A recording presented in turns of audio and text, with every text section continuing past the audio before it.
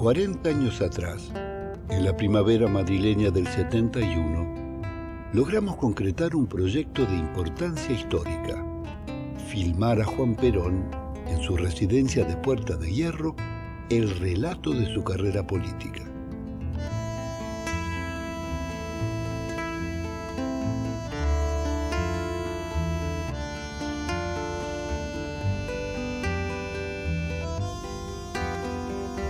Eran los tiempos de la resistencia contra la dictadura del general Lanusse y la ofensiva por el retorno de Perón luego de 16 años de exilio.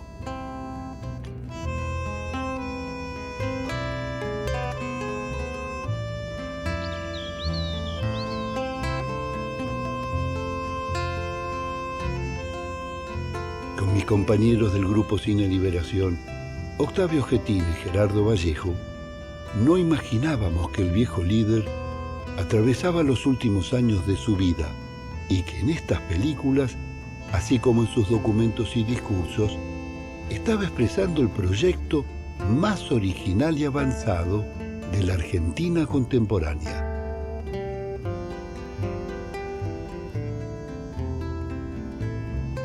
Después de 4 décadas de falsificaciones e imposturas, hoy lo rescatamos para las nuevas generaciones.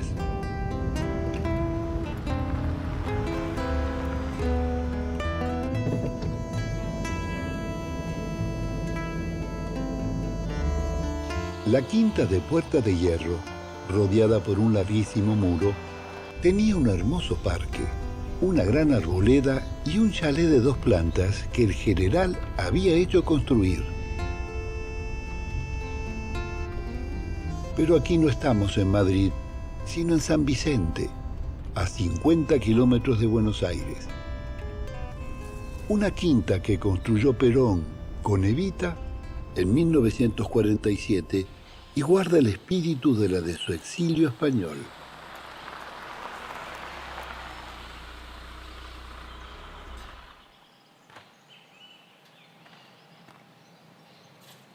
Mi relación con Perón comenzó en 1968. Acabábamos de recibir en Italia un premio por La Hora de los Hornos. Y el general, al enterarse por los diarios que una película argentina hacía una recuperación histórica de sus gobiernos, me hizo llegar una invitación para que lo visitara. Confieso que tuve cierta inhibición cuando iba a encontrarme con el viejo líder, pero al llegar a la casa, me estaba esperando con una cálida sonrisa. Era un hombre sencillo, atento y afectuoso, que sabía escuchar y trataba a todos con mucha deferencia.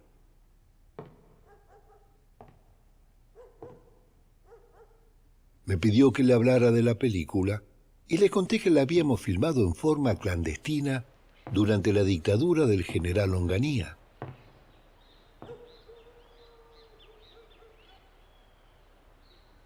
Le transmití el impacto que tuvo en la prensa internacional. Decían, ¿es posible que Perón y Evita no fueran un típico dictador fascista y una aventurera latinoamericana?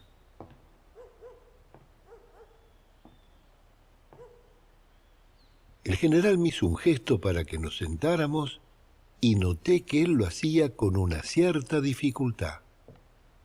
Bueno, ando todo torcido. Cuando me paro y estoy derecho ya quedo bien, pero me vuelvo a doblar y al doblarme me duele y después al enderezarme me duele otra vez. Yo no sé qué carajo será. Y lo tuve aquí de un lado, ahora lo tengo del otro. Porque me dijo el médico, no, dice, para estar seguro vamos a hacer una radiografía. Con eso yo me voy tranquilo. ¿Sí? Victoria, oíme, mijita, tráele para el señor café con leche con alguna cosa para comer. Bueno, volvamos a este asunto. Me animé a proponerle lo que habíamos pensado con Octavio: filmar el testimonio de su trayectoria política para proyectarlo en la Argentina donde su imagen estaba prohibida.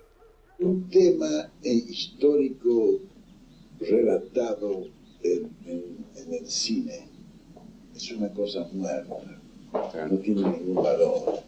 Es decir, que esta no debe ser la historia de la revolución justicialista, debe de ser la vida de Perón. Este es el asunto natural. Todos los demás hechos son conocidos, pero el triperío que yo voy a relatar, eso no es conocido. Es decir, vamos a estar más cerca de Plutarco que de Jenofonte. Porque eso creo que es lo que puede interesar, sobre todo a los peronistas. Se entusiasmó tanto con la idea que quería comenzar cuanto antes. Le expliqué que no sabía cuánto tiempo me llevaría a organizar el rodaje por la situación política del país. No se aflija, me dijo, el tiempo pasa más rápido que en este reloj de arena. Y me regaló el relojito que acababa de ponderarle. Pero fueron tantos los problemas que tardamos 3 años en comenzar el rodaje. Nos carteamos con el general y así fuimos profundizando en su vida y pensamiento.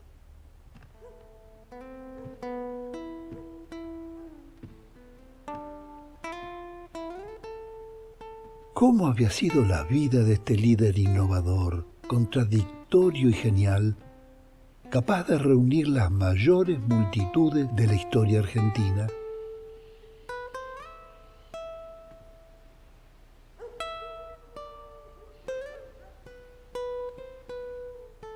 Juan Perón había nacido en 1895 en Lobos, hijo natural de doña Juana Sosa, descendiente de mapuches, y Mario Tomás Perón, productor rural hijo de un célebre médico.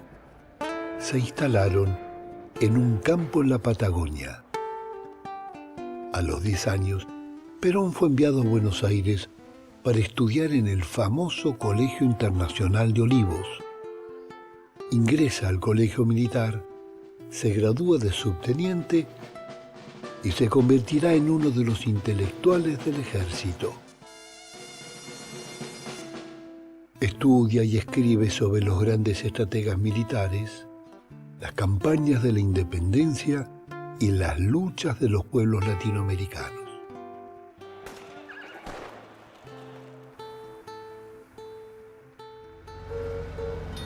Al final de los años 20, se casa con Aurelia Tizón, maestra y traductora, que muere de un cáncer 10 años después.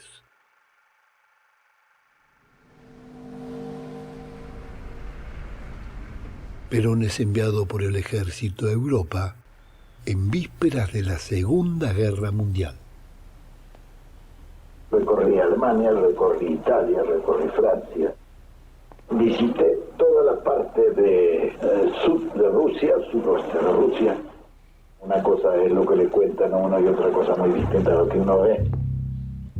Especialmente en los aspectos sociales, que ya se veía una evolución acelerada. Y la influencia de la Revolución Rusa, que había sido muy fuerte en toda Europa.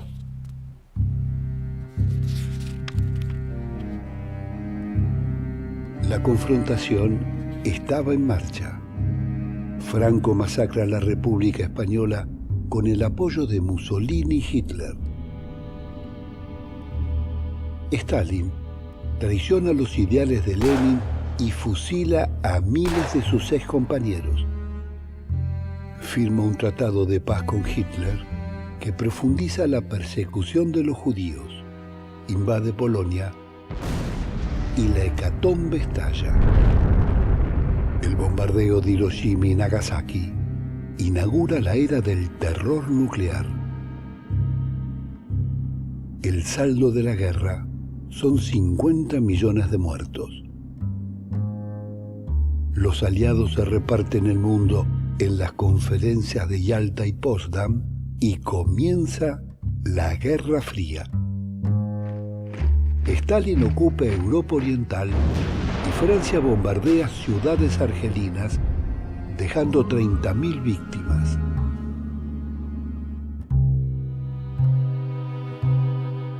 Frente a la oscuridad, desde el sur se enciende una luz alternativa. Juan Perón, elegido presidente en comicios democráticos, plantea la tercera posición frente a los dos bloques de poder. La originalidad de Perón consiste en zafar de los códigos ideológicos dominantes, de derecha o de izquierda, y con los trabajadores promueve un movimiento de masas descolonizador. Yo he dicho infinitas veces que estábamos en contra de toda política internacional imperialista. Eso es lo que quiere el pueblo argentino para todos los pueblos de la tierra. ¿Sí o no? ¿Quiere o no quiere el pueblo argentino que ayudemos a que se realice la unión de todos los pueblos americanos? ¿Sí o no? ¿Quiere o no quiere el pueblo argentino que seamos amigos con todos los pueblos de la humanidad? ¿Sí o no? Yo he dicho también que los argentinos no pelearemos jamás fuera de la República Argentina, que no somos enemigos de ningún pueblo de la tierra, ¿sí o no?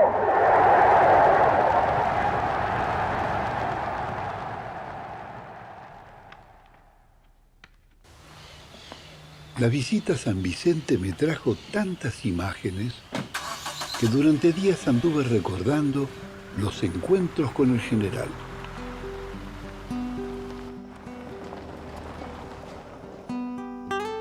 Noches después, cuando me visitaba un grupo de compañeros y estudiantes de cine, les conté lo que habíamos aprendido filmando a Perón. Las charlas informales que teníamos con él eran tan ricas que con Getino le propusimos grabarlas para no perder sus comentarios. Qué bueno. Escuchen. El teléfono, acá el teléfono no hay quien lo controle. No le pasa a todo el mundo igual, pero eso todos los españoles dicen lo mismo. Acá nadie sabe lo que paga de teléfono. Todo el mundo dice que las llamadas que hacen son insignificantes, pero las cuentas siempre suben. Nada, la película será como una reunión amable donde un tipo dice que... Cuenta su experiencia, ¿no? Los muchachos se entusiasmaron tanto que me propusieron evocar las películas haciendo otra.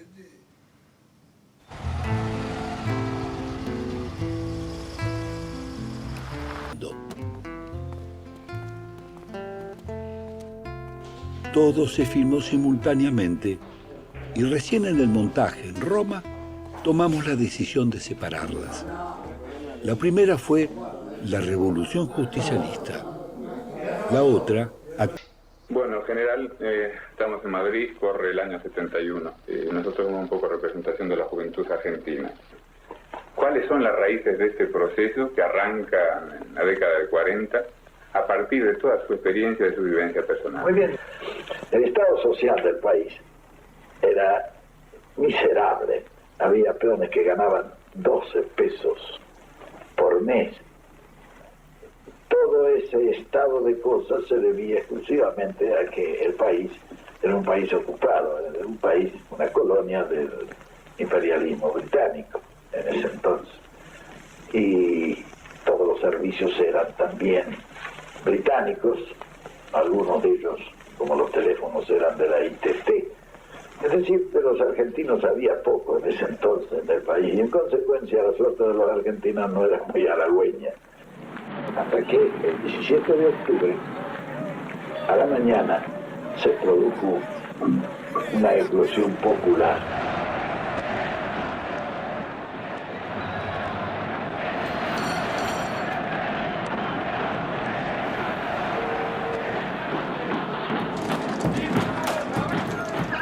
¿Cómo vivía personalmente todo eso?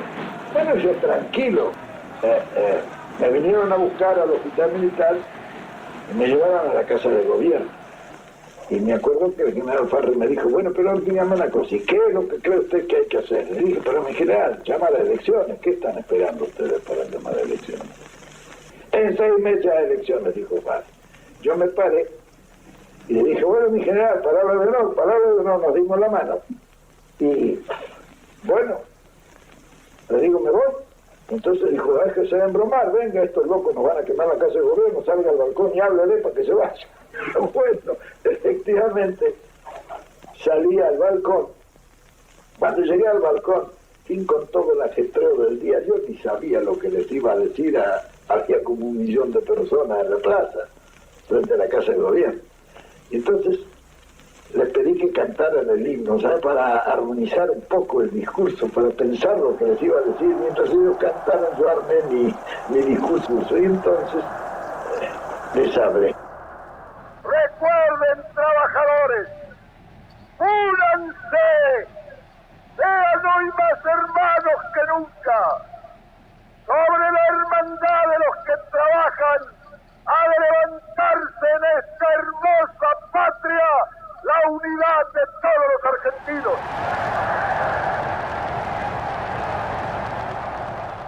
Ahora, indudablemente el movimiento nuestro, bueno, le podían llamar comunistas unos o fascistas otros, lo que nos ponía a nosotros en la verdadera situación, porque no éramos ni comunistas ni fascistas.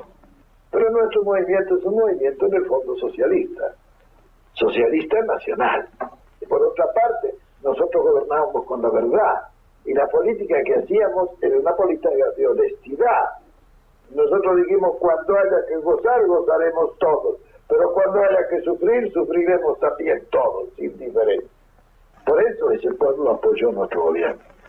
A nosotros no nos golpeó el pueblo, nos golpeó el imperialismo yanqui y la oligarquía coaligada con ellos, utilizando como instrumento algunos militares. No todos, algunos militares. General, ¿cuáles eran los grandes enemigos de la patria en aquella época? Bueno, los grandes enemigos de la patria son los grandes enemigos del pueblo, porque yo considero la patria a nuestros hermanos argentinos, no a las vacas, ni a las casas, ni a los campos.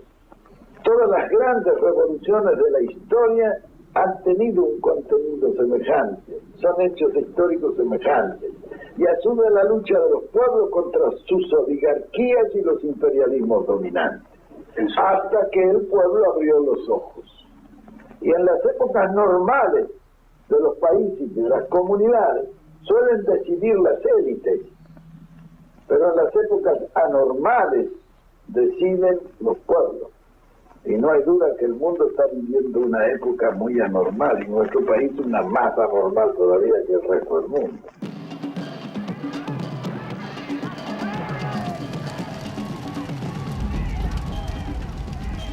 La crisis social se agravaba en la Argentina y la pueblada del Cordobazo se repetía en otras ciudades de provincia. En 1971 se luchaba por la vuelta a la democracia sin proscripciones y el retorno de Perón.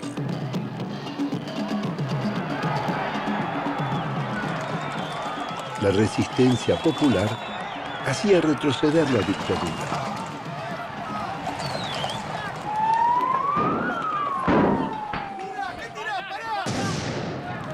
Con Getino y Vallejo sentíamos que estábamos viviendo una época extraordinaria. Teníamos la suerte de estar participando en ella y de filmarlo a Perón.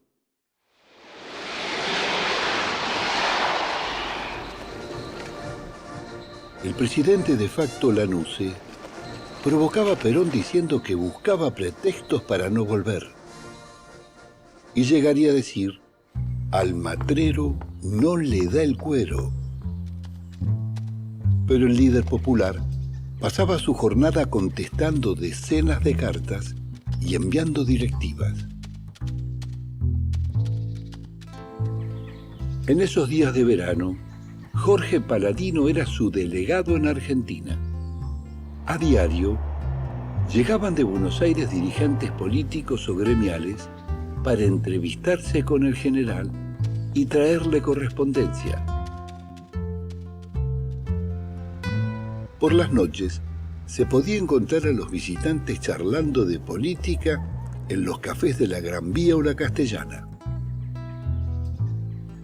La Quinta madrileña se convirtió en el vértice de la política nacional.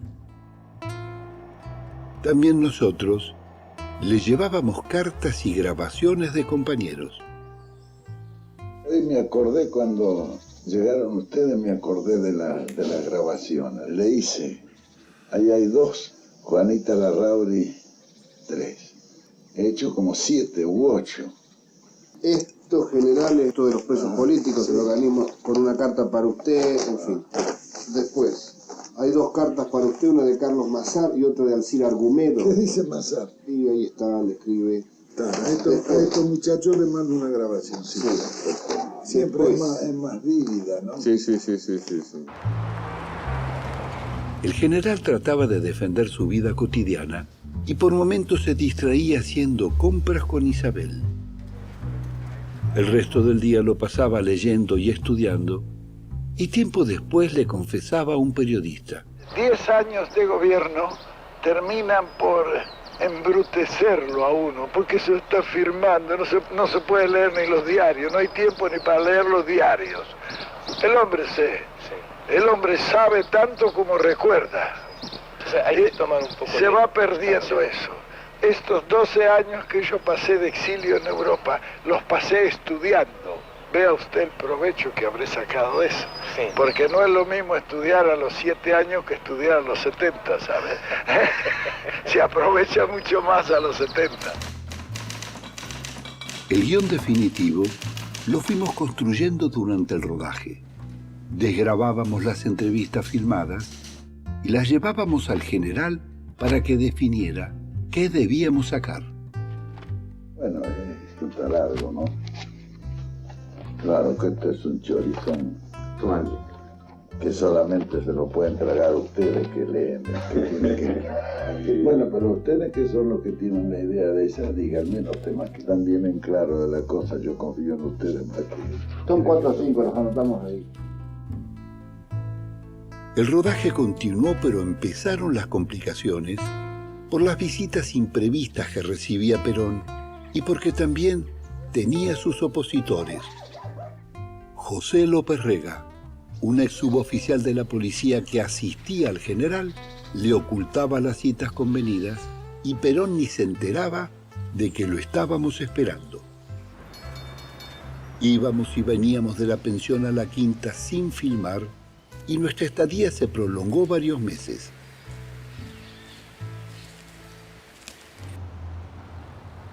López Rega pretendía manejar la distribución de la película y una mañana en su presencia y la de Jorge Paladino se lo planteamos al general y discutimos a viva voz.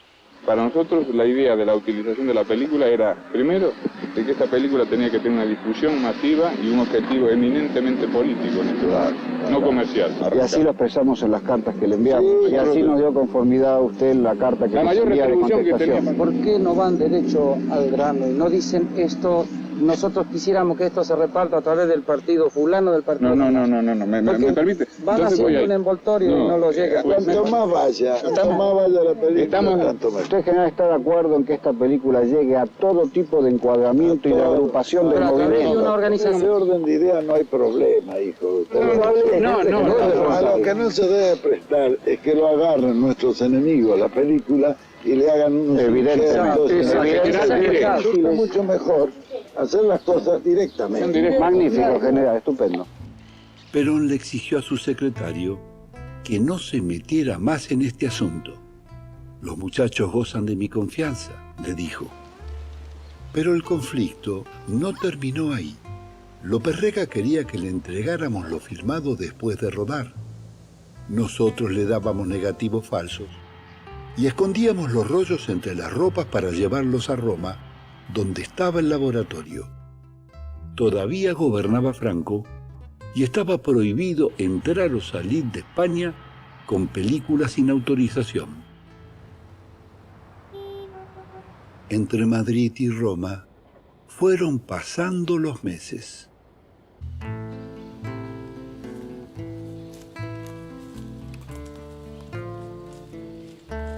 Acostumbrados a oír que no se pueden hacer milagros en poco tiempo, lo que admirábamos de Perón era la planificación de más de 70.000 proyectos que fueron una de las obras maestras de sus gobiernos. Cuando yo llegué a la Casa de Gobierno tenía 1,5 metros de carpeta y más de 60 o 70 hombres. Que nos costó 2 años y medio de trabajar día y noche. Yo no creo que eso se pueda improvisar. ¿Por qué? Porque no se puede improvisar una revolución. Una revolución que llega al gobierno y no se pone inmediatamente a hacer la cosa, al mes ya está desprestigiada y a los 6 meses ya la han echado.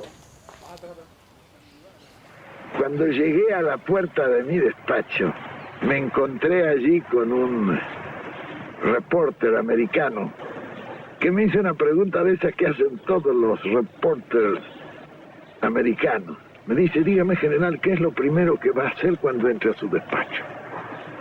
Le dije, bueno, vea, yo pienso lo primero que voy a hacer es abrir la ventana y tirar por la ventana al general que tengo adentro, porque ese no me va a servir acá. Y efectivamente, lo primero que hice fue tirarlo al general por la ventana. Eso representaba que no iba a mandar, sino que iba a gobernar. Yo siempre digo que mandar es obligar, gobernar es persuadir. Y al hombre siempre es mejor persuadirle que obligarle. Bien, con ese concepto llegamos nosotros al gobierno. El Consejo Nacional de Posguerra se llamó así porque nosotros estudiamos la forma en que íbamos a evitar que nos hicieran pagar la Segunda Guerra como nos habían hecho pagar la primera. Esta era la primera maniobra, lo de pagar con bienes de capital después de 2 años. La guerra en realidad es un acto de locura colectiva. Es como un individuo que en su casa se vuelve loco y empieza a romper todas las arañas y todo lo que tiene.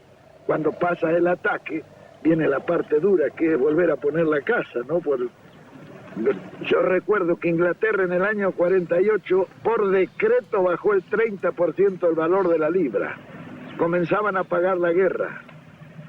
Pero cuando las monedas caen, cuando las monedas bajan en su valor, los bienes de capital suben en forma inversamente proporcional. En consecuencia nos robaban con la moneda y nos robaban con los precios y al final nos pagarían el 15 o el 20% del total de la deuda. Y yo recuerdo que en la primera concentración que hubo en la Plaza de Mayo, yo dije que me cortaría la mano antes de firmar una empresa. Fíjense ustedes cómo nos robarían que con los 1.000 millones de servicios financieros que hubiéramos tenido que pagar el año 46 y parte de los del 47 nosotros pusimos las finanzas al día. Compramos todos los servicios, los pagamos, no hubo problema y entonces nos fue posible formar una gran masa de inversión mediante la cual lanzamos el primer plan quinquenal. Se compraron los ferrocarriles, los teléfonos, se hizo la marina mercante, el gas, los seguros, reaseguros, se nacionalizó la exportación, los depósitos bancarios, en fin. Todas esas medidas permitieron que nosotros bajáramos sistemáticamente los servicios financieros al 10% de entrada.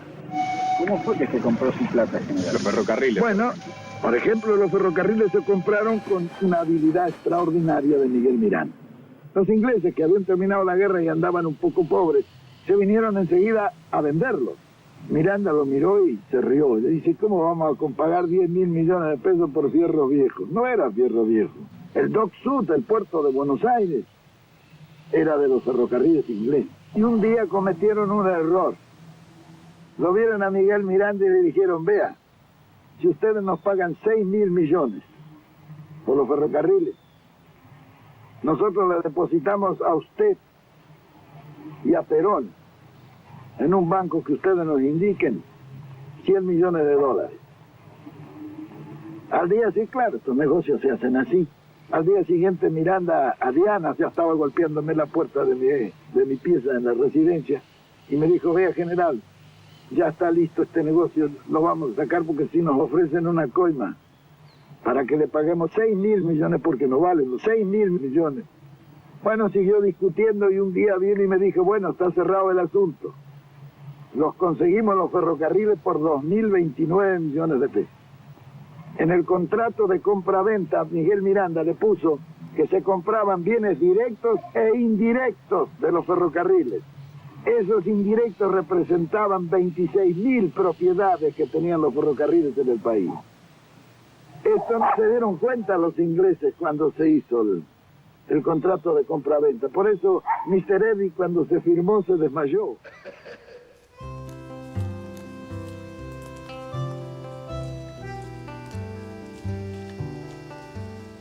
En uno de los costados de la quinta se había construido una suerte de estación para proteger el tren que usaba Perón y Evita. Este es el tren presidencial. Lo mandó construir Figueroa Alcorta en 1908. Se construyó enteramente en los talleres de Tafí Viejo. Fíjense en toda la arquitectura que tiene, todas maderas duras, todos materiales y mano de obra argentina. Vitro, los vidrios cincelados, cristales. Perón viajaba con todos los ministros a las provincias. Cuando llegaba a la estación, le hablaba de este balcón que él lo hizo construir. Miren lo que es el salón.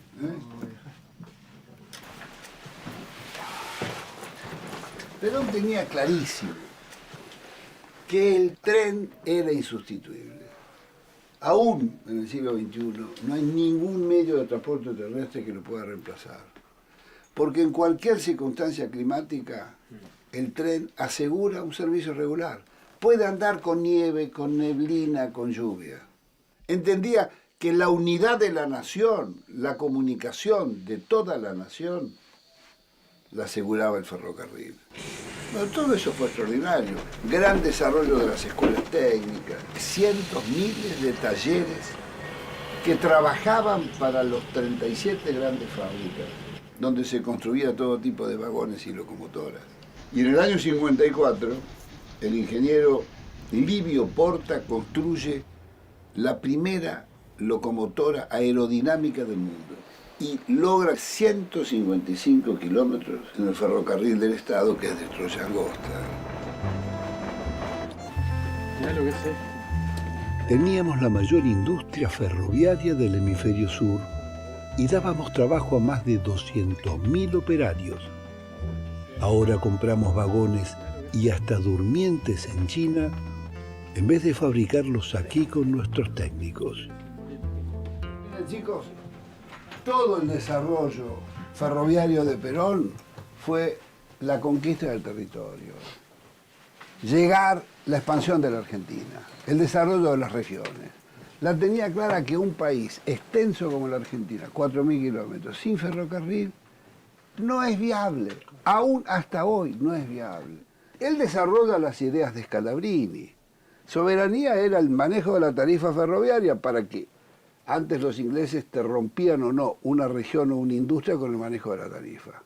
A eso le agregó las 3 primeras medidas de gobierno, que fue la nacionalización del Banco Central, la nacionalización del crédito bancario y la nacionalización del comercio exterior. Nos reíamos un día porque cuando fue el ministro de Agricultura me preguntaron a mí cuál era mi ascendencia, forma en que habíamos negociado. Yo le dije, vea, mi bisabuela era escocesa. ¡Ah!, dijeron los ingleses.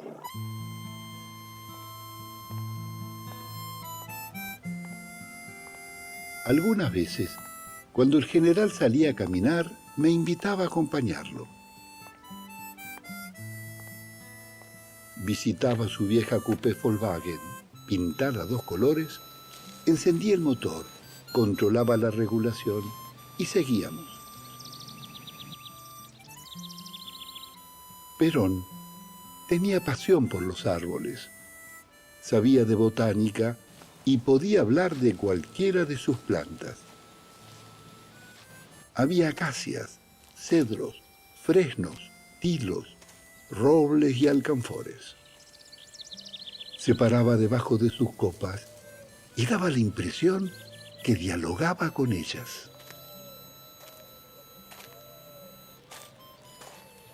Caminaba mirando el suelo, buscando el rastro del hormiguero.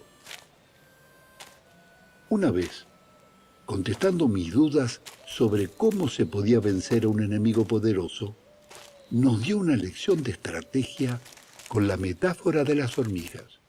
Ya dijo Confucio que una hormiga no puede matar a un elefante, pero se lo puede comer. Vean ustedes el éxito de la guerra de guerrilla en Vietnam. Entonces, con paciencia, se van comiendo el elefante, y se lo han comido el elefante. Usted ve que eso mismo pasa en nuestro país. Nosotros no nos hemos podido matar a un elefante, pero nos lo vamos comiendo. En aquellos tiempos, le preguntaron al general si era revolucionario o reformista. Yo soy un revolucionario, pero un revolucionario que quiere modificar las cosas sin provocar catástrofes, ni llevar el país a la guerra civil. Por ejemplo, Chile. Allende fue un revolucionario. Lo empujaban de adelante y lo empujaban de atrás. ¿Qué han hecho? Lo destruyeron. Lógico. Pero hay una revolución es el cambio de las estructuras, más que el cambio del sistema. Pero el sistema en bloque no se puede cambiar. Es como uno no se puede sacar la ropa de un solo tirón toda. Primero saca los botines, después saca los pantalones. Para cambiar un sistema hay que ir cambiando las estructuras que forman ese sistema. Aquí están metidos los imperialistas y nosotros queremos sacarlos, como hizo De Gaulle. Estos 20 años de dictaduras ha comenzado a destruir al hombre argentino. Ha recrudecido la delincuencia juvenil. Pero esa es la delincuencia de abajo, la pequeña delincuencia. Pobres delincuentes. Pero arriba, las capas superiores, ahí está la verdadera delincuencia, la que roba millones en perjuicio del pueblo. Eso también es un síntoma de descomposición del hombre. Es un saqueo que ha habido. Aquí han venido a saquear al país y lo saquearon. Y se están quedando sin los medios ecológicos que son los fundamentales. Comida y materia prima. El general derramaba sabiduría aunque a veces no lo comprendíamos. Uno de los temas que lo obsesionaban era el cuidado de la naturaleza. Cuando nos hablaba del medio ambiente, creíamos que era para no tocar los asuntos más urgentes. Meses después, el viejo nos sorprendía con su mensaje a los pueblos del mundo, escrito para la Cumbre Ecológica de Estocolmo. En el último siglo, escribía Perón, se han exterminado cerca de 200 especies animales terrestres. Se han saqueado continentes enteros, convertido ríos y mares en basurales y ahora erigido una civilización del automóvil que contamina las ciudades. Es necesario y urgente una revolución mental en los hombres, especialmente en los dirigentes de los países industrializados. Revolución mental, dice, implica comprender que el hombre no puede reemplazar a la naturaleza en el ciclo biológico. Necesitamos un hombre mentalmente nuevo en un mundo físicamente nuevo. Es increíble. Esto parece escrito hoy y tiene 40 años este texto. Escuchen esto. Debemos cuidar los recursos naturales con uñas y dientes de la voracidad de los monopolios internacionales. Por cada gramo de materia prima que nos dejemos arrebatar hoy, equivale a kilos de alimentos que dejaremos de producir mañana.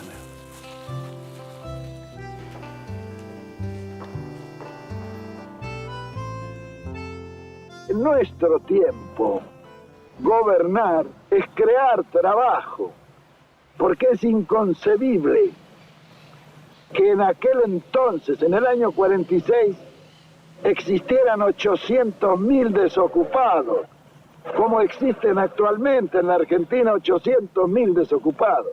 ¿Cómo puede explicarse que en un país que está todo por hacerse, haya 800.000 personas que no pueden trabajar. Muy bien, lanzamos el primer plan quinquenal, que eran 76.000 obras.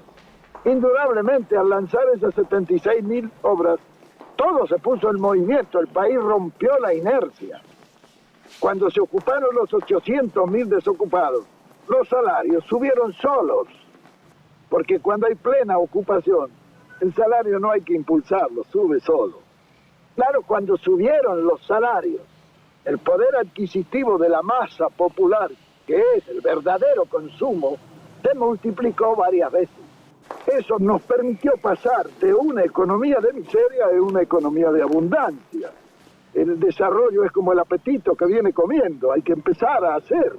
Y todo el mundo comenzó a pensar en el desarrollo industrial. Otra locomotora diésel eléctrica del tipo de la Justicialista, con diseño netamente argentino, hace su viaje inaugural a Mendoza y San Juan. Estas locomotoras, construidas en los talleres de la Empresa Nacional de Transportes por obreros argentinos, cumpliendo los objetivos que en materia de transportes señala el segundo plan quinquenal de Perón. Algunos dicen que nosotros tuvimos una situación privilegiada de posguerra. No, mentira. Todo lo que nosotros hicimos fue lo que creó 10 años de abundancia y 10 años de felicidad para el pueblo argentino. Cuando yo me hice cargo del gobierno no se fabricaban ni los alfileres que usaban nuestras modistas. Y al terminar nuestro gobierno, el país quedó fabricando barcos, vehículos, camiones, automóviles, máquinas diésel eléctricas, aviones, etc. Más alas para la patria. Y ahora cabe el orgullo a la pujante aviación argentina de incorporar el Pulqui II, diseñado y construido en el Instituto Aerotécnico de Córdoba. Obsérvense las líneas modernas de este poderoso avión de caza, de propulsión a reacción, que alcanza velocidades fantásticas. Hasta 1946,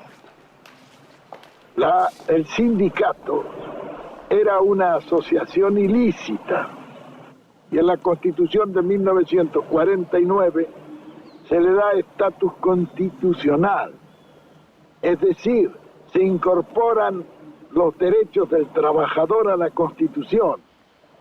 Por otra parte, uno de los primeros que hablamos de la justicia social en el mundo fuimos nosotros. Hace 25 años establecimos nosotros los primeros acuerdos colectivos de trabajo. Cito siempre un ejemplo. El Estatuto del Peón, que fue una de las primeras conquistas nuestras, obligó a pagar sueldos de dignidad, por lo menos. La primera carta que recibí fue de mi madre, y me escribió una carta diciendo: no parece que te has vuelto loco, que vamos a poder pagar esos sueldos. Y yo le dije: vieja, o pagá o cerrá la estancia. Y lo tuvo que pagar.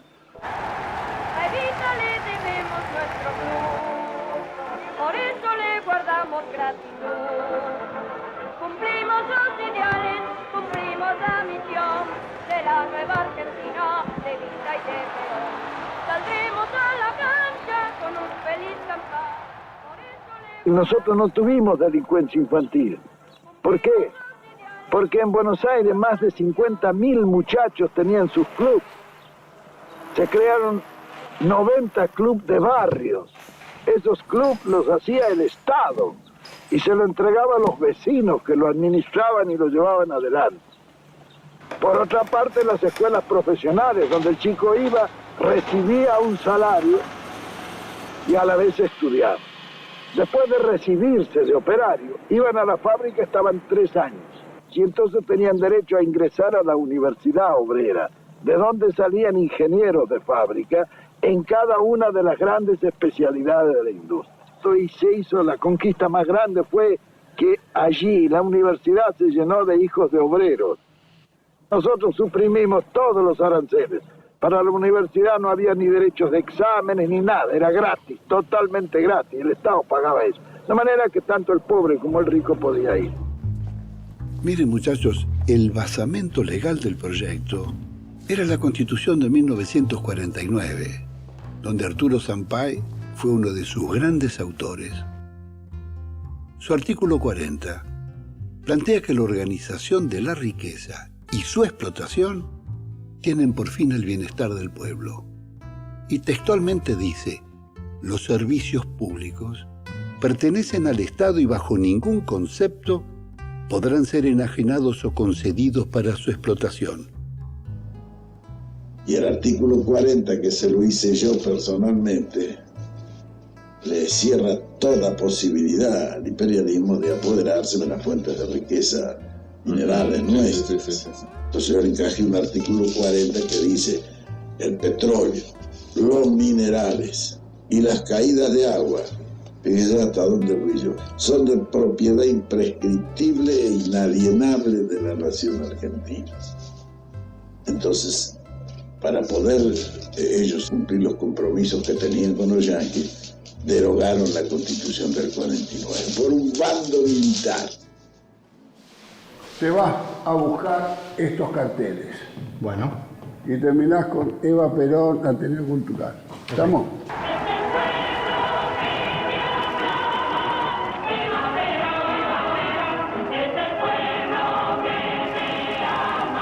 En toda la acción político-social, yo tuve quizá el mejor ministro sin cartera, que fue Eva Perón. La fundación social creada por Eva Perón se llamó de ayuda social, porque completaba la acción de la previsión social con esas ayudas a mucha gente a quienes no comprende la previsión social, pero que tienen las mismas necesidades de los demás. Como fue obra exclusiva de Eva Perón los derechos de la mujer, que fuimos uno de los primeros países que dimos realmente a la mujer los mismos derechos civiles y políticos que a los hombres. Mujeres de mi patria, recibo en este instante de manos del gobierno de la nación la ley que consagra nuestros derechos cívicos. Aquí está, hermanas mías, resumida en la letra apretada de pocos artículos, una historia larga de lucha por nuestro despertar nacional.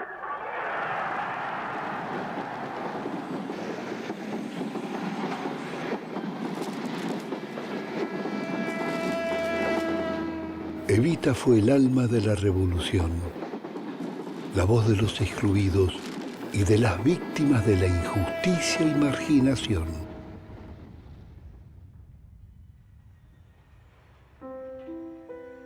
El 15 de enero de 1944, un devastador terremoto destruye el 80% de la ciudad de San Juan, dejando 5.000 muertos y miles de heridos.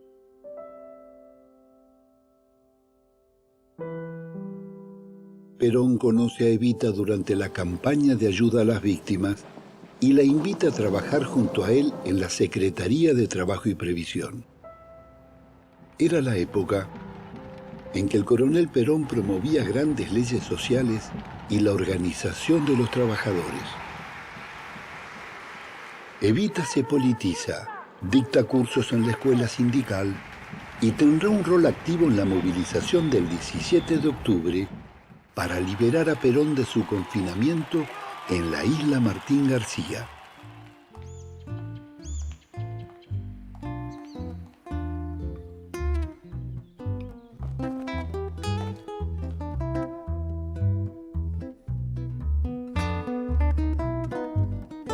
Desde allí, Perón le escribe una carta de amor. Amor mío, tengo en mi cuarto aquellas pequeñas fotos tuyas y las contemplo todos los días con los ojos húmedos.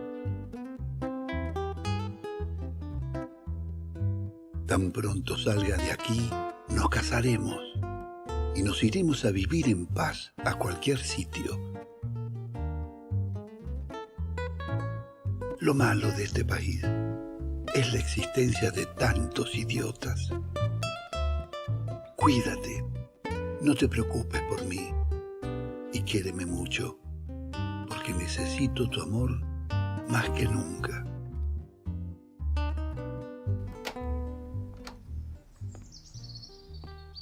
Perón le había comprado la quinta de San Vicente a su amigo el coronel Domingo Mercante. Era un campo pelado de 17 hectáreas que solo tenía la casita del puestero. Me gustaba cocinar y hacer buenas pastas. Amasaba panes y los cocía en el horno de barro. Con Eva caminábamos todo el día pensando dónde hacer la casa y fuimos plantando los primeros árboles que elegíamos en un vivero. Allí comenzaba la pampa y la quinta era nuestro refugio de amor. Queríamos estar solos, que no nos molestara nadie. Cada vez que le preguntábamos a Perón sobre Evita, el recuerdo lo emocionaba. Ella fue candidato a todo y nunca quiso ser nada. Era una mujer tan extraordinaria que dejó una obra que creo que no se olvidará en la historia argentina, aunque pasen muchos años.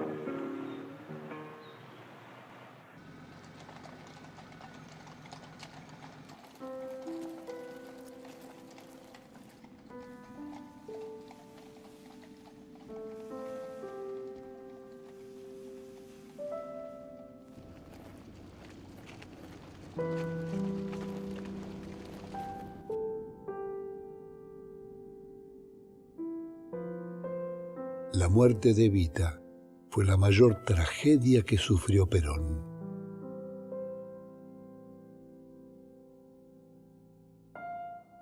Lo dejó en una gran soledad afectiva.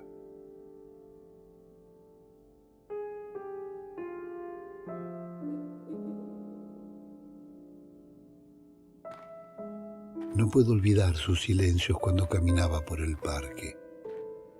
Había una cierta melancolía.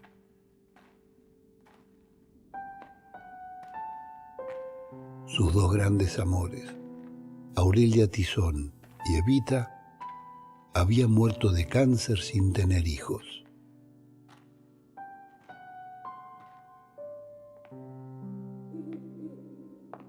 A pesar de que vivía recibiendo gente y estaba casado con Isabel, Perón estaba solo. Tantos seres queridos que no estaban. Tanta vida lejos de su pueblo y un exilio que se le hacía interminable. Cuando lo filmamos, llevaba 16 años de destierro. El fantasma de morir fuera de su patria, como San Martín o Rosas, lo acompañaba.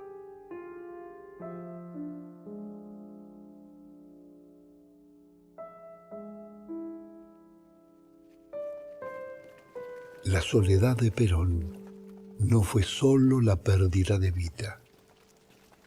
Con su muerte se extinguía una de las llamas de la revolución. El movimiento se burocratiza y debe enfrentar los tiempos de la crisis. La sequía golpea al campo y los problemas no resueltos recaen sobre el segundo gobierno. Los cambios políticos no son todos compartidos. Se alejan viejos aliados del movimiento. El diputado John William Cook no renueva su mandato. Al ministro Miranda lo reemplaza Gómez Morales, amigo de los americanos.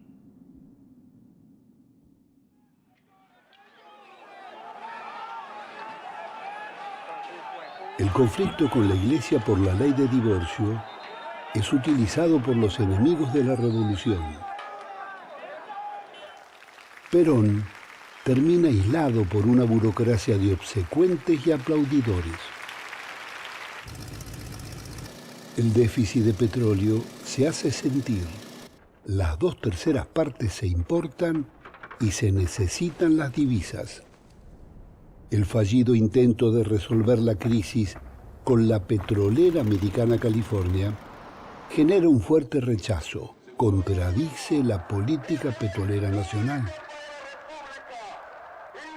Lejos de imponer la concesión, Perón abre el debate. Sindicalistas y legisladores como Amado Olmos, Busto Fierros, John William Cook se oponen y plantean modificaciones. La discusión se prolonga y el contrato con la California no se firmará nunca.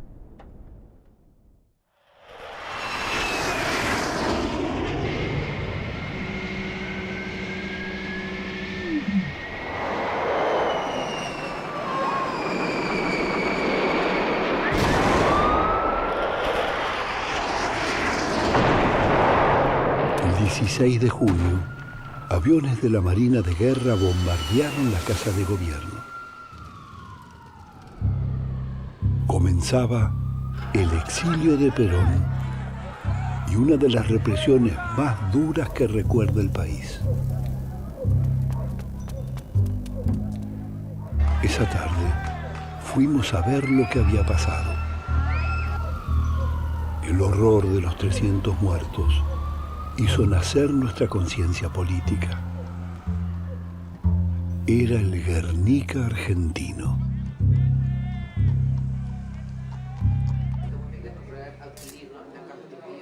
La revolución libertadora proscribe al peronismo, interviene la CGT, asalta a los sindicatos y confina en Tierra del Fuego a 4.000 dirigentes políticos y sindicales.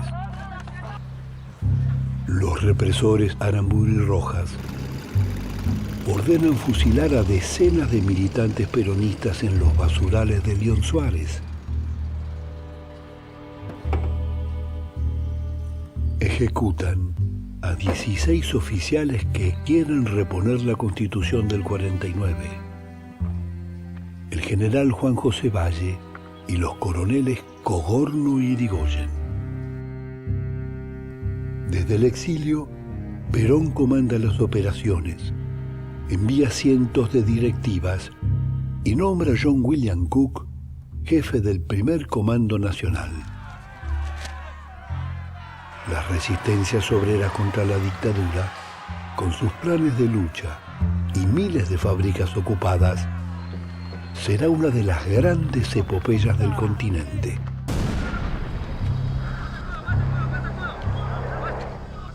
El presidente Frondizi es derrocado por un golpe militar al haber autorizado la participación del peronismo en las elecciones que dieron el triunfo a André Framini. Perón intenta regresar al país. Su avión es detenido en Río de Janeiro por orden del gobierno argentino y es obligado a regresar a España.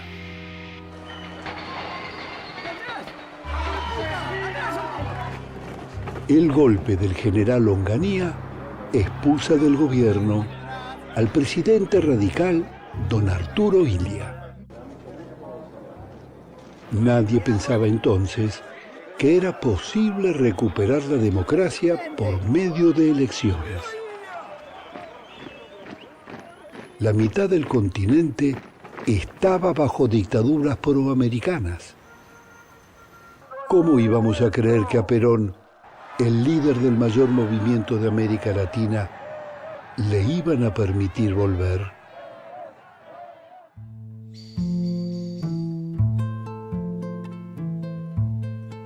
Una tarde que lo acompaña al neocolonialismo y afianzar la democracia. Nuestra generación venía cargada de ideales y compromisos, pero no tenía ninguna experiencia política. Gritábamos la vida por Perón y la arriesgábamos para enfrentar la dictadura. Cuando se produjo el golpe de la Libertadora, teníamos de 15 a 20 años y desde entonces habíamos vivido bajo gobiernos militares o democracias tuteladas. Lo que nos costaba comprender era la caída de Perón y se lo pregunté: general, ¿por qué cayó el movimiento? Me contestó: vea, Nos volteó la sinarquía, pero cometimos muchos errores, muchas macanas. Y le conté que una vez, viajando en tren a Retiro, le hice la misma pregunta a Scalabrini Ortiz, que me dijo, con las cosas grandes que hizo Perón y el apoyo que tenía, ¿a quién le servían las medidas autoritarias? Meterlo preso a Balbín. Hacer a veces la autocrítica, porque el que tiene que resolver, indudablemente que está siempre expuesto a cometer errores. Yo reconozco que en la conducción estratégica he cometido algunos errores. Errores que generalmente han sido porque me he apartado un poco de la misión. Pero, indudablemente, la conducción es un acto humano. Sí, el hombre está expuesto a desviaciones de una o de otra naturaleza.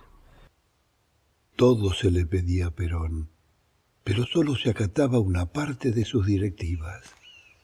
No comprendíamos su estrategia de conjunto y rechazábamos los frentes que armaba con los mismos partidos que lo habían derrocado.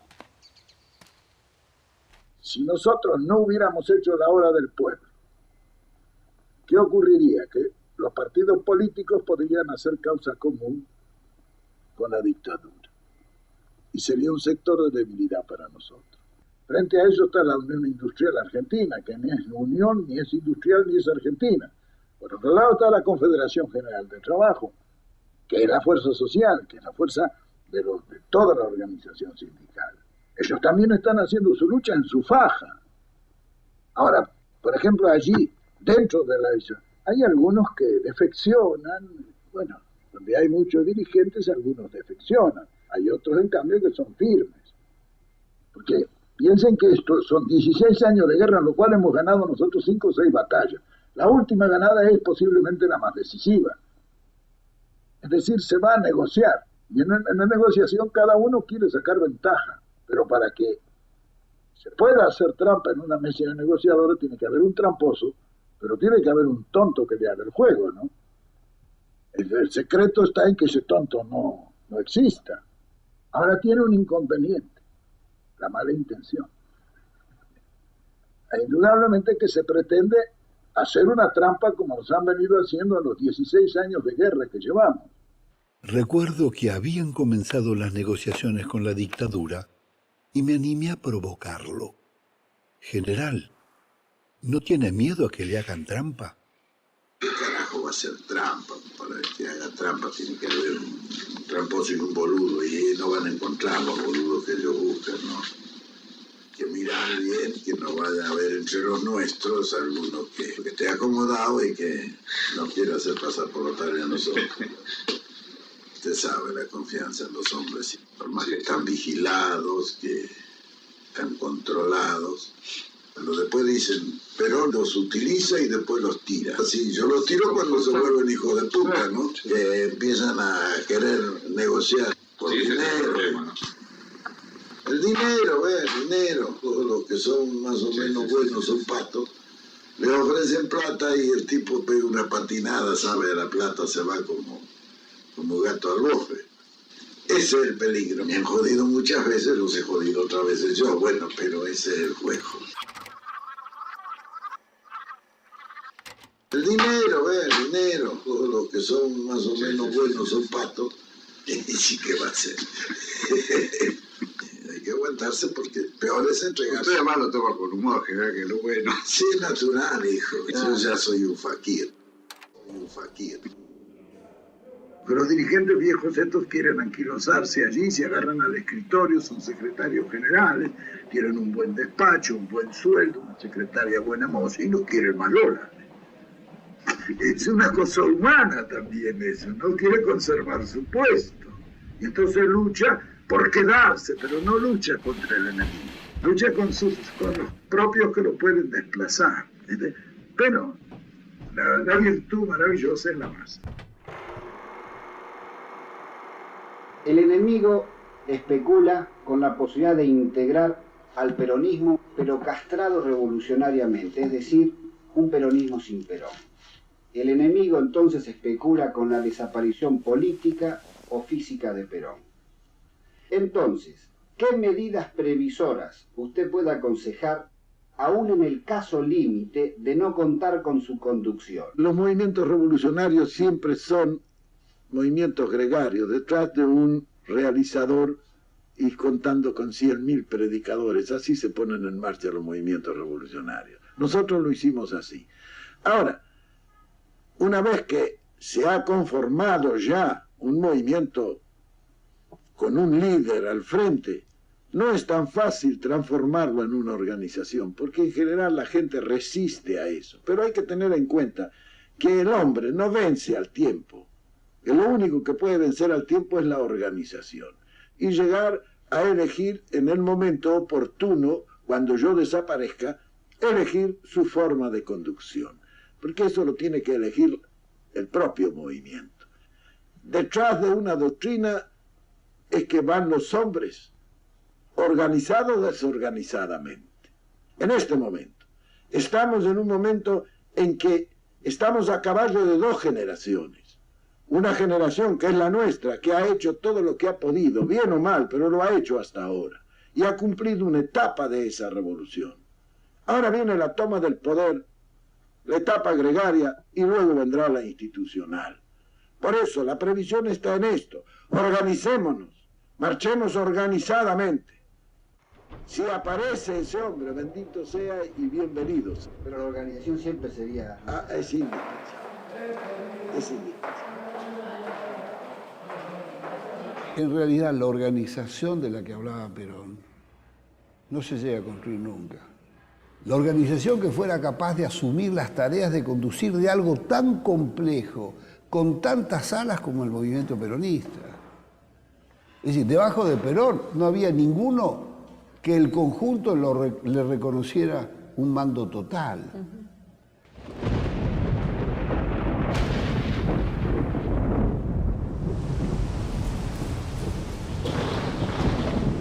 La dictadura buscaba fracturar al movimiento y operaba sobre la corriente sindical colaboracionista liderada por el metalúrgico Timoteo Bandor. En 16 años de resistencias, no se había logrado el retorno de Perón ni la devolución del cadáver de Evita, secuestrado en 1956 por orden del dictador Aramburu. La noche en que me despedí del general, me contó que el coronel Cabanellas, el mismo que había enterrado los restos de Evita en un cementerio de Milán, acababa de entregarle el ataúd. Perón lo hizo abrir y pudo constatar que habían profanado su cuerpo.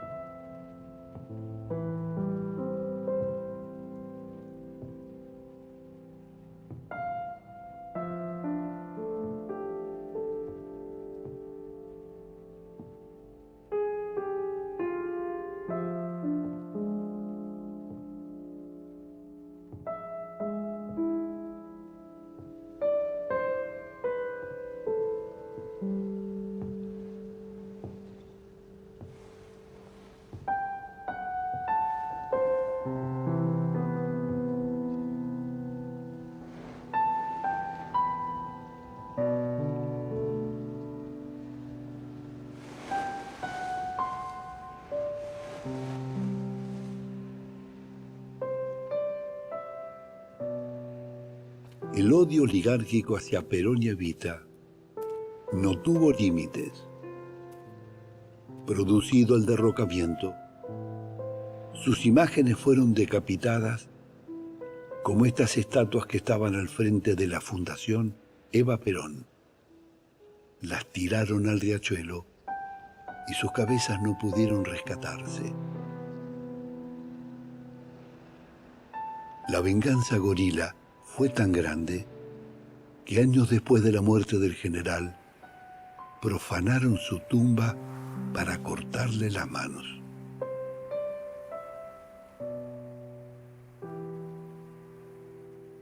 Durante su exilio, Perón pudo burlar los intentos de la dictadura para asesinarlo.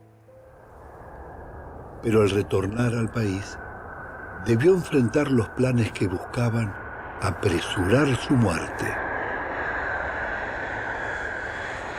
El operativo impulsado por la CIA comenzó a ejecutarse desde el aterrizaje del general en Ezeiza.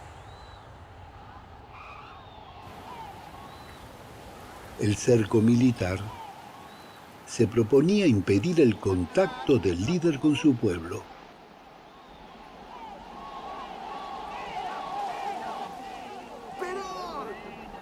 Frente a las acechanzas, Perón logra revertir la situación. Une a la oposición en el frente del Frejuli y la fórmula Cámpora-Solano-Lima obtiene el 50% de los votos en las elecciones presidenciales. Es el triunfo del pueblo tras 18 años de proscripción. Si a eso le sumamos que el año 73 es el año de recrudecimiento de la Guerra Fría, los americanos son derrotados en Vietnam y se repliegan sobre América Latina. Surgen los árabes fuertes con el petróleo, es la crisis petrolera, los petrodólares. Van a ser la Organización de Países No Alineados. Es decir, todo eso hace que Estados Unidos dice, vamos a cuidar nuestro patio trasero. La política americana fue desestabilizar, impedir que ese proceso se consolidara. Ya se vio desde el momento que aterrizó Perón. Jamás se vio en el país una movilización semejante. 1 millón de personas.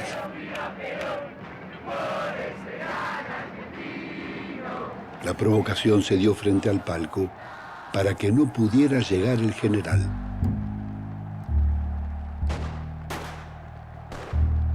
La multitud fue ametrallada, dejando decenas de heridos y muertos.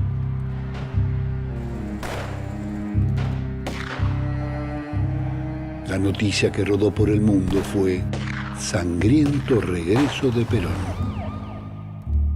Llego casi desencarnado. Nada puede perturbar mi espíritu porque retorno sin rencores ni pasiones. Necesitamos una paz constructiva, sin la cual podemos sucumbir como nación. Lamentablemente, el ala izquierda del movimiento no comprende la dimensión estratégica que tiene la política de Perón de la unidad nacional. Argentina estaba cercada, 15 días del asesinato de Allende y a 48 horas de que Perón haya sido elegido para su tercer mandato con el 62% de los votos. Se produce el asesinato del secretario general de la CGT, hombre de confianza del general, José Ignacio Rucci. Eso fue una tragedia. Nada generó una herida más honda en la política de unidad del movimiento. Y hay que decirlo también, en ese cuadro tampoco ayudaban los problemas, la sobrecarga de problemas y las limitaciones que tenía el propio Perón para enfrentar ese proceso. El viejo estaba cansado, saturado por internas y conflictos que le llegaban de un lado o del otro y que saboteaban su plan político, el plan trienal. Su salud se desquebrajaba, se debilitaba y nadie lo quería ver a esto. También es cierto que en esas circunstancias él no llega a romper el cerco que se le ha ido tejiendo en torno de él. Un cerco que no responde a su mando, sino a otros. Y ahí está la figura paradigmática, siniestra, de López Rega.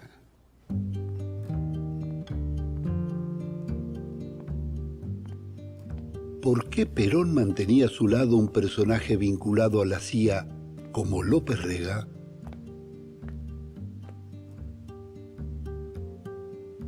era como su sombra. Grababa sus conversaciones y ejercía influencia sobre su esposa. Cuentan que una vez el general lo echó de la quinta, pero poco después la sombra volvió a pedido de Isabel. He sido testigo que Perón lo trataba con desprecio, pero también lo usaba.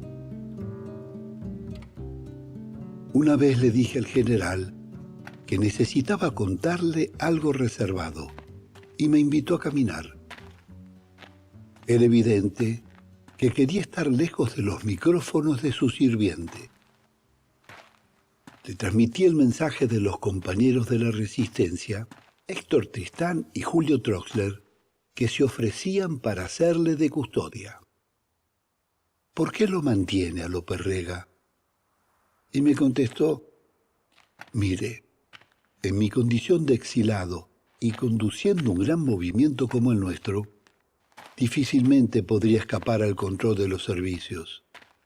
Si lo sacara, me pondrían otro, igual o peor.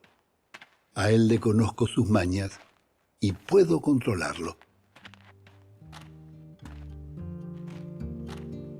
Pero no fue así. Lópezito escapó a su control y fue adquiriendo tanto poder que llegó a ser ministro de Bienestar Social del gobierno de Héctor Cámpora. Tras su renuncia, colocó como presidente de la República a su yerno, Raúl Lastiri. López Rega se convirtió en el operador de quienes empujaban a Isabel para la fórmula Perón-Perón en las elecciones del 23 de septiembre del 73. El general había pensado el binomio, incluyendo a su viejo adversario, el radical Ricardo Balbín, pero termina cediendo a las presiones del Partido Justicialista y acepta a Isabel como vice. Fue uno de sus grandes errores. Las contradicciones de los grandes líderes, desde César, Napoleón, Bolívar y San Martín, a Irigoyen y Perón, no se explican solo por la historia, sino por los conflictos y conductas humanas, como bien lo revela la literatura universal. También hay que recordar que los atentados y provocaciones guerrilleras contra el gobierno estaban en franca contradicción con las propuestas antiimperialistas de Perón. Pero la falta de condena del general hacia las bandas parapoliciales que atentaban contra ellos lo hacían tolerante con las mismas y contradecían su llamado a la unidad nacional. Alzarse en armas contra una tiranía es un derecho constitucional, pero hacerlo contra un gobierno elegido por el pueblo o agredir a los opositores es atentar contra la democracia.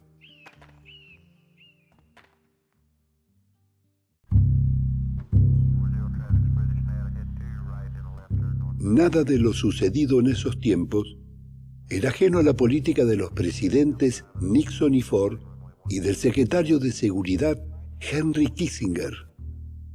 El Plan Cóndor y quien dirigía la CIA en aquel momento, que es Bush padre, fue la de exterminar, descabezar a los líderes populares de América Latina. La gran obsesión de los americanos, el verdadero adversario era el jefe del mayor movimiento político, Juan Perón. Bueno, piensen ustedes que de la muerte de Perón, a los pocos días, una bomba en el automóvil del excomandante en jefe de Salvador Allende, el general Prats y su mujer, acá en Buenos Aires. Y poquito tiempo después, el asesinato del general Torres, el líder del recambio boliviano, también aquí en Buenos Aires.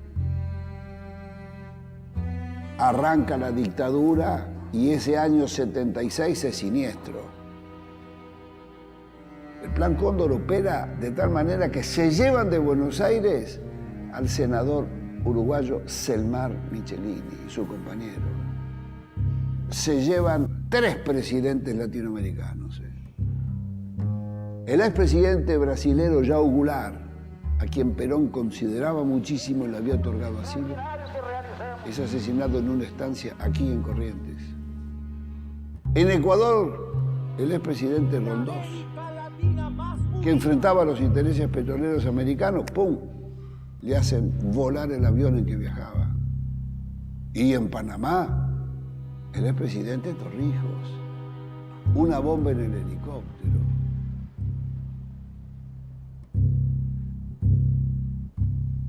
Por eso, yo soy de los que creen que todo esto, la desaparición de Perón, obedeció al mismo plan y a este plan Cóndor en todo el continente.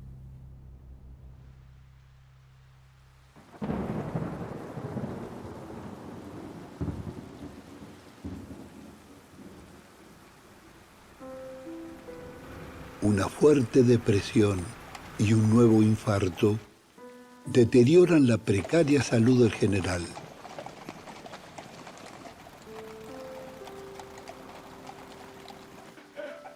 Muere el 1 de julio de 1974.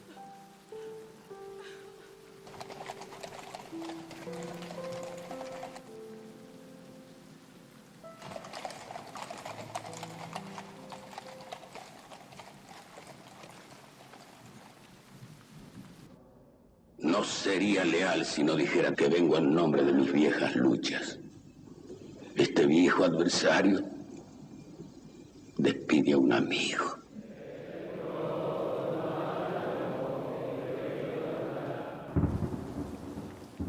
Asume la presidencia Isabel Martínez y los sectores neoliberales impulsan el plan de ajuste del ministro de Economía Rodrigo. José López Rega será uno de los organizadores de la banda criminal AAA. En las semanas posteriores a la muerte de Perón, se lanza una ola de asesinatos y amenazas sobre dirigentes e intelectuales y sobre el grupo Cine Liberación. La movilización de los trabajadores no se hizo esperar. Un año después, obligan a renunciar al ministro Rodrigo y expulsan del gobierno a López Rega. Comunicado número 1 de la Junta Militar. No nos olvidemos que desaparece Perón, pero al año, año y medio, tenés la dictadura militar, donde el que paga realmente el costo es la juventud y es el movimiento peronista, porque de esos 30.000 desaparecidos, la inmensa mayoría era jóvenes militantes, delegados fabriles. El plan Martínez Dios y el de la dictadura sirve para limpiar y barrer de la fábrica a los cuadros más capacitados que tenía en ese momento el movimiento. Perón lo había advertido. Si alguna vez llegase a haber otro golpe, el pueblo quedará tan derrotado que la vuelta constitucional servirá solamente para garantizar con el voto popular los intereses del imperialismo y de sus cipayos nativos. Lo que no pudo hacer el genocidio, lo hizo la corrupción y el olvido. En nombre de Perón y Evita y hasta el gobierno de los Kirchner, su proyecto fue tergiversado, vaciado de contenido o reemplazado por el de sus enemigos históricos.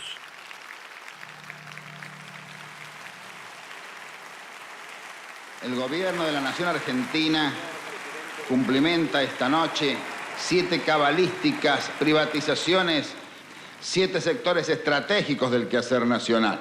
Encaramos las privatizaciones de la televisión, de los teléfonos, de instalar el sistema del peaje, de instalar la concesión vial o la concesión ferroviaria, nosotros hemos ideado un decálogo que dentro de unos días se conocerá, que es el decálogo menemista de la reforma del Estado.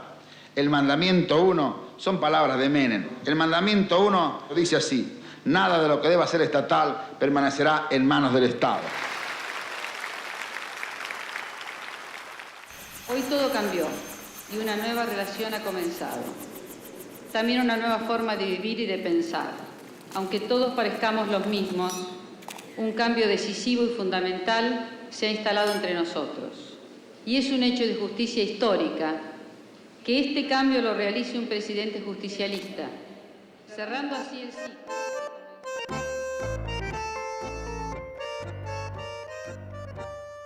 Entre piruetas, complicidades y corruptelas, no dieron por terminados los acuerdos de capitulación firmados con el Reino Unido por las Malvinas.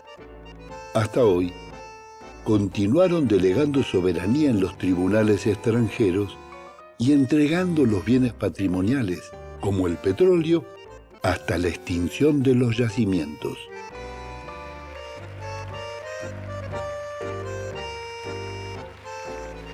¿Hasta dónde seguirán las imposturas? ¿No deberían pedirle perdón al pueblo argentino y a Perón por haberlos traicionado tanto?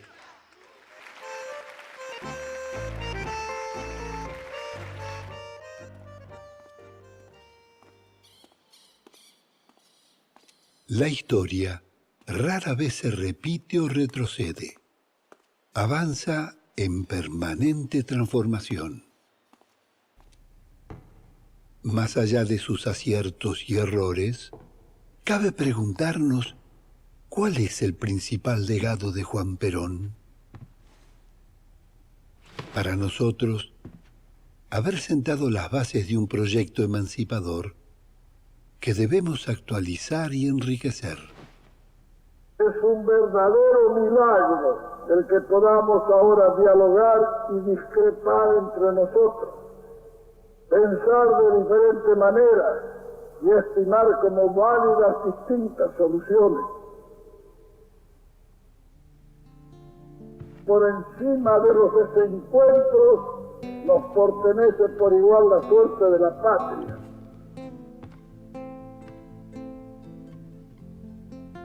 Existen dos únicas alternativas para nuestro país: neocolonialismo o liberación. Perón convoca una gran concertación a todos los partidos políticos y las organizaciones empresarias y sindicales. Propone superar las viejas antinomias y se abraza con el líder radical Ricardo Balbín. Para un argentino, no debe haber nada mejor que otro argentino. Y promueve una reforma constitucional que posibilite la revolución en paz y la democracia social. Otro de los grandes legados de Perón fue la prédica por el continentalismo y la patria grande. En 1951, propuso la visionaria idea de la unidad estratégica de Argentina, Brasil y Chile, el ABC. Unidos somos inconquistables, decía, separados, indefendibles. Bienvenido a esta tierra de San Martín, los hijos de O'Higgins. Nos traen el abrazo de los hermanos chilenos, que nosotros hemos declarado ya hace tiempo como compatriotas de los argentinos. Una hermandad inextinguible que nos lleve a la cooperación, que nos lleve al amor, que nos lleve a la sinceridad y a la lealtad, que nos haga hermanos en la convivencia de los tiempos, de hoy y de siempre.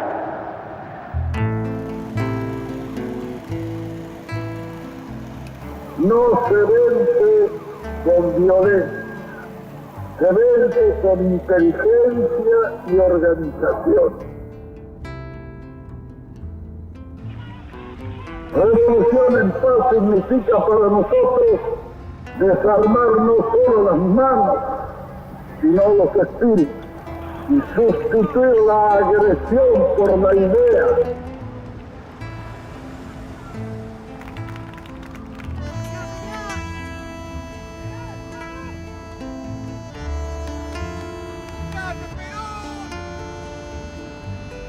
Yo vine al país para unir y no para fomentar la desunión entre los argentinos. Yo vine al país para lanzar un proceso de liberación nacional y no para consolidar la dependencia. Yo vine al país para brindarle seguridad a nuestros conciudadanos y lanzar una revolución en paz y armonía. Yo vine para ayudar a reconstruir al hombre argentino. La unidad que propusimos fue para concretar la liberación nacional y no para darles corajes a los enemigos de nuestra patria.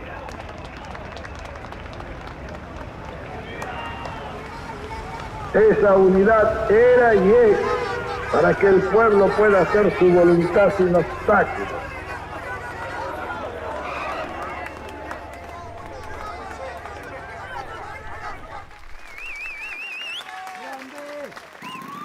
Lejos de traicionar el programa votado por el pueblo, Perón lo estaba profundizando con su plan trienal, elaborado con el ministro Helbar. Era el proyecto económico y social más avanzado del continente. Incluía la reforma impositiva progresiva, la nacionalización de los depósitos bancarios, la ley de inversiones extranjeras, el impuesto a la renta potencial de la tierra, la Junta Nacional de Granos y de Carnes, medidas sociales avanzadas y un fuerte impulso a la industria nacional. El 48% del PBI se distribuyó entre los trabajadores. General, como la palabra socialista ha sido usada también para denominar proyectos antirrevolucionarios o reformistas, o socialdemócratas como los europeos, e incluso socialimperialistas, ¿qué sería para nosotros el justicialismo? Nuestro movimiento en ese sentido es mucho más simple. Es indudablemente de base socialista porque pivotea sobre la justicia social, que es la base de toda nuestra promoción revolucionaria. El socialismo nuestro puede caracterizarse así. En estos 2 siglos, como ya he dicho anteriormente, se ha producido un avance extraordinario que supera a los 10 siglos precedentes. Esto ha estado basado en la máquina, la empresa, la ciencia, la técnica y el hombre. El capitalismo, digamos. Es el capitalismo, nacido en la Revolución Francesa. Entonces los pueblos piensan hoy que ese mismo avance podrá ser más lento quizá, pero se puede hacer sin necesidad de sacrificar a los pueblos. Que eso es lo humano, que eso es lo natural y que es también lo científico. Pero es que nosotros, entre el socialismo internacional dogmático y el capitalismo, la diferencia no es tan notable, porque uno es un capitalismo de Estado y el otro es un capitalismo individualista. Los dos someten, uno insectifica al hombre, e indudablemente el progreso es extraordinario porque es una colmena en acción. El otro, promulgado por los intereses, se echa hacia adelante y obtiene también grandes resultados. Pero los dos, en mi concepto, es a base del sacrificio de los pueblos. Nosotros queremos que ese sacrificio desaparezca y que se realice el mismo trabajo sin sacrificio, solo con esfuerzo. Eso es el justicialismo. Ahora, ¿qué es socialista natural? ¿Qué es socialista? Es decir, para nosotros el gobierno justicialista es aquel que sirve al pueblo, que no sirve otro interés que el del pueblo, y hace lo que el pueblo quiere, y que no se puede importar nada de afuera. ¿Por qué? Porque no se puede asimilar los métodos de una comunidad diferente. Es decir, no es cuestión de adoptar, sino en algunas circunstancias de adaptar y en otras de crear. Porque la suprema condición del arte de conducir a los pueblos es precisamente la creación. Y para crear hay que someterse a las circunstancias naturales del hecho que uno pretende crear. Si se hace un movimiento socialista en la Argentina, ha de ser un movimiento hecho por los argentinos, para los argentinos. ¿Por qué? ¿Y por qué no se puede hacer un socialismo igual para un Mujic de la zona asiática y para un hombre de la Pampa argentina? Los dos son dos campesinos, pero son diametralmente opuestos en todas sus manifestaciones anímicas y físicas. Y el medio es también diferente. Y la actividad es también distinta. En consecuencia, lo que queremos es una cosa para ese argentino realizada por los argentinos. Y si en eso es necesario sacrificar algunas cosas, será necesario sacrificar. Para gozar de algunas es necesario sacrificar otras. Eso es el proceso de pesos y contrapesos. Yo nunca les conté lo que fue la noche en que le proyecté la película en Puerta de Hierro. Por supuesto, tenía bastante temor de que le pareciera un plomo, que me dijera que hay que acortarlo. Empezó la proyección y por supuesto yo lo relojeaba para ver sus impresiones. Y descubro que se engancha y empieza a seguir el texto como si fuera un actor. Empieza inclusive a acompañarlo diciendo y festejando sus bromas como si las dijera en ese momento. Y me empieza a mirar para ver si yo realmente celebraba o no las bromas. Pasaron los rollos y cuando termina la proyección, el viejo pegó un salto de la silla, hizo así, me dio un abrazo caluroso, todas las felicitaciones y se pone a caminar diciendo todo lo que vamos a hacer nosotros cuando podamos juntar todas las ramas del movimiento con esto. Muy bueno, pero muy bueno. Es perfecto. Nunca pensé que mi una cosa tan buena. Sobre todo la síntesis. Es una síntesis tremenda. Después una todo eso y verá lo que va a hacer esto. Va a ser un quilombo que no lo para nadie por lo que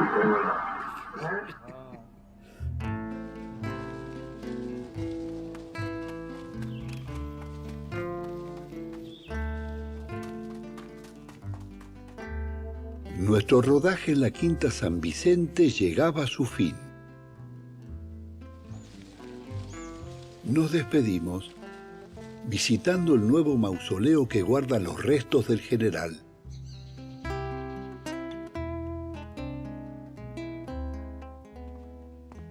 Y vimos que muchos jóvenes se acercaban a saludarlo. Quizás no hubo en la historia nacional otro líder popular que con tanta generosidad haya estimulado a la juventud y transmitido sus saberes.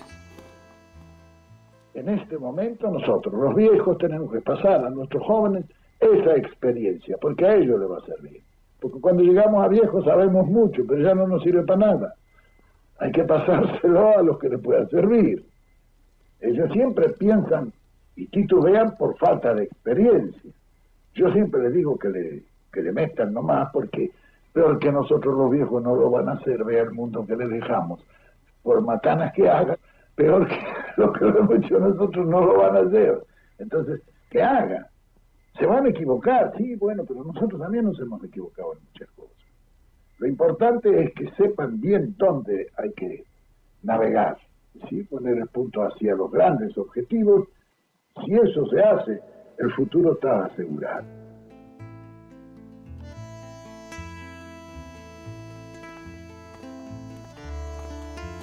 Después de 4 décadas y de lo que había sucedido en el país y en el mundo, seguía latente e inconcluso el legado estratégico, ambiental y latinoamericanista de Juan Perón.